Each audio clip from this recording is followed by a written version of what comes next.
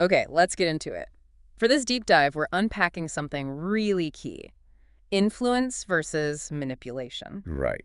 And we're looking specifically at excerpts from Mark Imperiali, who has this line: "The art of influence begins where manipulation ends." Yeah, and the source really emphasizes that mixing these two up, it's a critical mistake. Absolutely. So our mission today, using just this text, is to really nail down what makes them so different. Okay, so Imperiali starts by setting them apart. Let's begin with manipulation. How's that described? He calls it direct, often crude, and it's rooted fundamentally in domination. So like direct power plays, you're trying to impose behavior, force action, extract a reaction. It's pretty blatant. Exactly. It's right there in your face. And because of that, the text says it has two main traits. Which are? It's visible, therefore detectable. You can usually see it happening.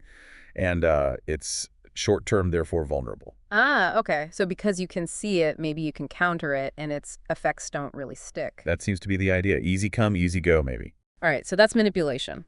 Direct, obvious, short-lived. But then Imperiali says influence is of a completely different nature. Totally different. Influence is described as underground, subtle, strategic.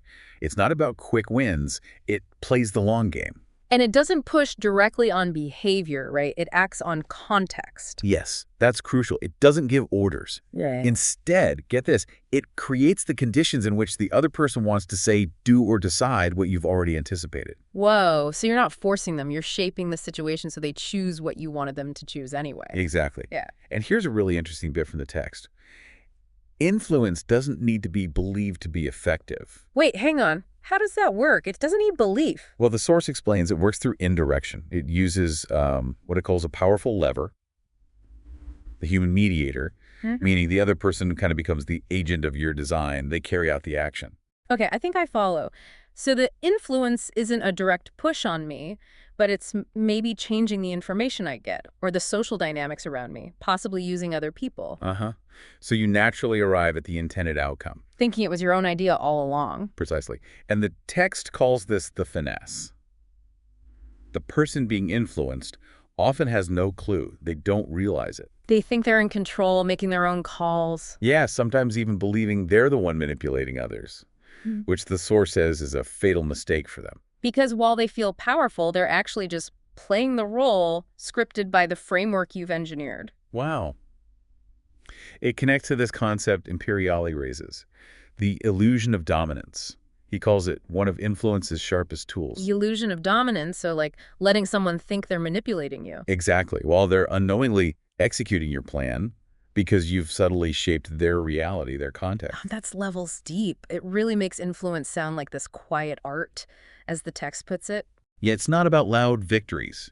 It doesn't seek to win. It seeks to trigger.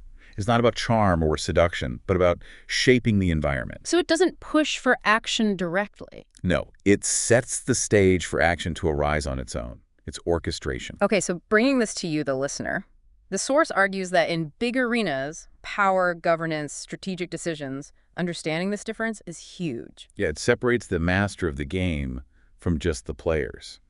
So maybe think about your own environment. Can you spot who might be using influence, these more subtle, context-shaping methods, rather than just direct manipulation? It's a different way of looking at interactions. So wrapping up based on Imperiali, manipulation forces, influence, well, it orchestrates desire. Right, which leaves us with that final thought from the source to chew on.